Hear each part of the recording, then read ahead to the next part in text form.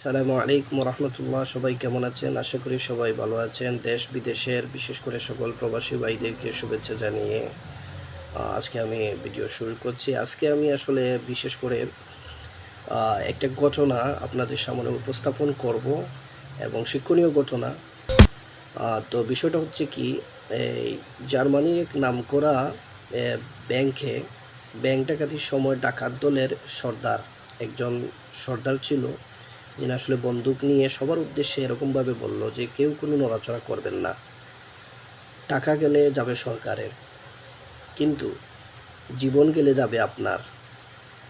আর তাই ভাবনা চিন্তা করে আপনার পরবর্তী পদক্ষেপ ঠিক করুন। সো এই কথা শোনার পর সবাই শান্ত হয়ে আহ, সবাই চুপচাপ হয়ে গেল, মাথা নিচু করে শুয়ে পড়েছিল।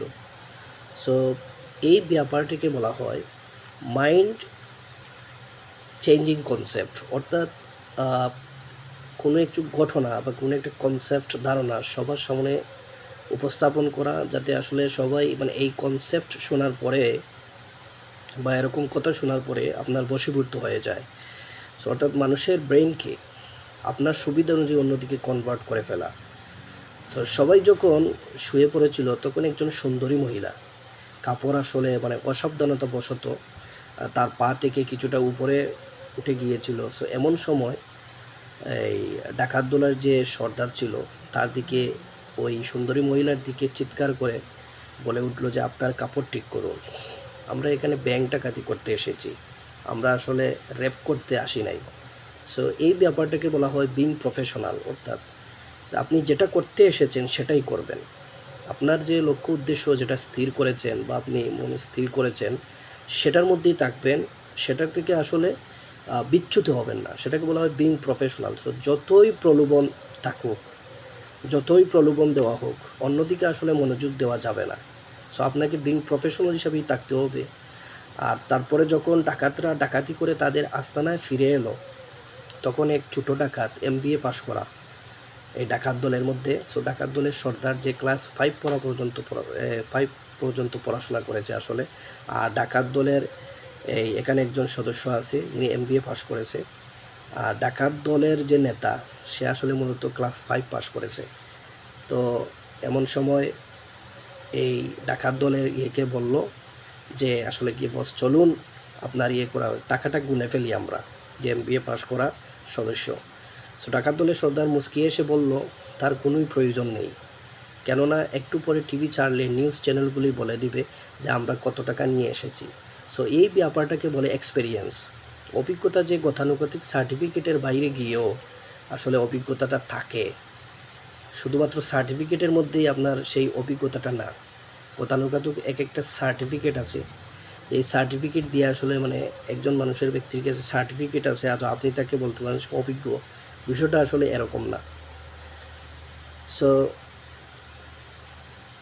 এই ডাকাত চলে যাওয়ার সাথে সাথেই ব্যাংকের কর্মচারী ব্যাংক ম্যানেজারের কাছে ছুটে এসে বলল যে স্যার তাড়াতাড়ি চলেন, পুলিশকে ফোন করি, এখনই ফোন করলে ওরা বেশি দূর যেতে পারবে না।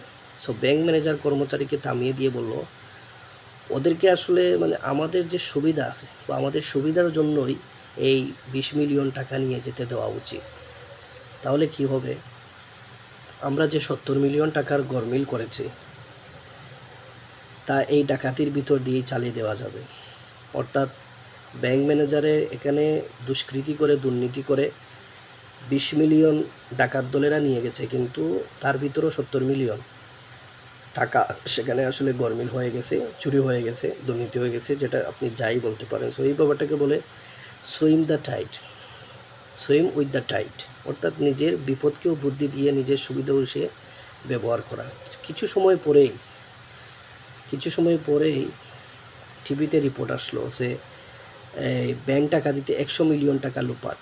ডাকাতরা সেই রিপোর্ট দেখে বারবার টাকা গুনেও 20 মিলিয়ন এর বেশি বাড়াতে পারলো না। আসলে প্রকৃতপক্ষে 20 মিলিয়ন ডাকাতি হয়েছিল, কিন্তু ম্যানেজার এখানে কৌশল করে, ম্যানেজার এর আগে কি করেছে, সেখানে একটা দুর্নীতি করেছিল, এখন টাকা পয়সা লুপাট করেছিল। তো এখন রিপোর্টের মধ্যে আসলো কি 20 মিলিয়ন।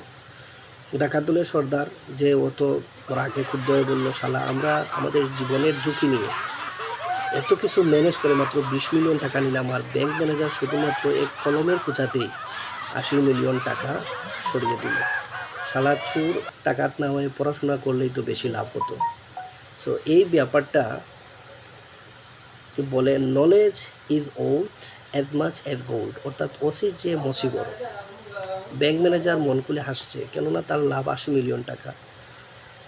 সো 70 মিলিয়ন টাকার গরমিল করেও সে আরও 10 মিলিয়ন টাকা এই সুযোগে তার নিজের পকেটে ঢুকিয়ে ফেলেছে। সো এই ব্যাপারটাকে বলে seizing the opportunity, ডিয়ারিং to the risk, অর্থাৎ সুযোগ থাকলে তাকে কাজে লাগানোই উচিত।